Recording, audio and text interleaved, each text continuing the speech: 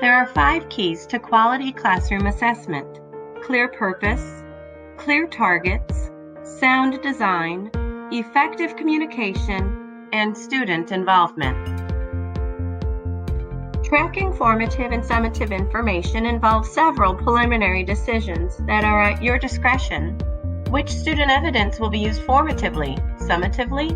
What do you need or want to keep track of? What will figure into the grade?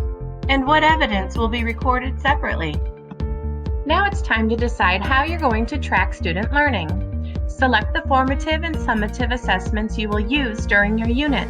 Determine which formative assessment information you will be tracking, and then think about what information students would benefit from tracking. Sometimes assessments for and of learning overlap. Overlapping assessments may include formal writing, which includes many edits and possible revisions and drafts, testing, which is summative but made formative by allowing for retakes, and when writing pieces are selected from a collection to determine the level of a student's achievement. Where will you keep the information you track? Will you record it in hard copy or electronically? Once you decide what your tracking tool will be, you'll have to organize your information. Here's an example of formative and summative data being recorded together. This is another example of putting formative and summative data together. Chapter 9 suggests 3 record-keeping guidelines. 1. Organize entries by learning target. 2. Track information about work habits and social skills separately. And 3. Record achievement information by raw score when possible. Thinking of assigning extra credit work? Ask yourself, does it provide evidence of effort or achievement?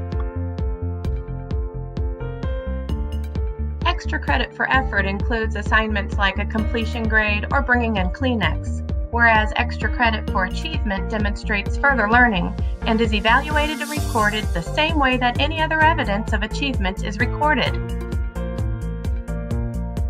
Ken O'Connor writes, "Grades are broken when they do not accurately communicate achievement.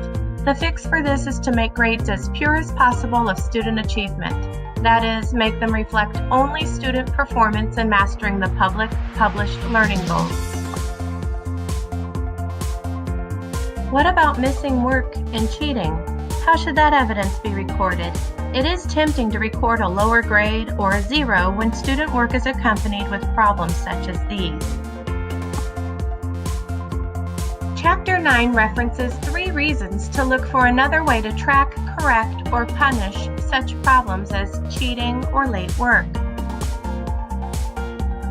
Reason 1, lowered scores and zeros are not accurate representations of the student's current level of achievement. Reason 2, it does not work to change the behavior of students who have made themselves indifferent to lower grades. And the third reason, lowering scores and giving zeros keeps us from addressing underlying problems, especially at the secondary level. Work with your colleagues in your school to identify solutions and consequences that do not include lowering grades. A team of teachers from Orange Middle School in Ohio has created a grade-free way of dealing with late work. Students fill out a sheet and attach it to any late work.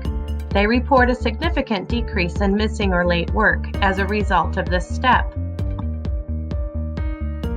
And don't forget, students can work on tracking their scores as well.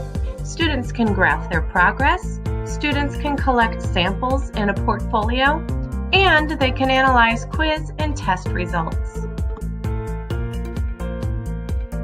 With a protocol in place, tracking assessments for and of learning in the classroom does not need to consume a lot of time.